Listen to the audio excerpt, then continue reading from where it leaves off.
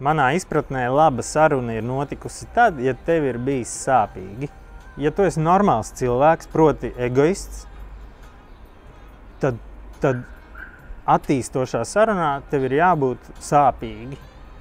Jo laužot egoismu, laužot stereotipus, laužot priekšstatus, ir sāpīgi. Tāpēc man liekas, ka tas tāds precīzs indikators, kas parāda, kad saruna ir vērtīga. Kā piemēri, mēs visi zinām, kad ir sarunas, kuras noved līdz raudāšanai.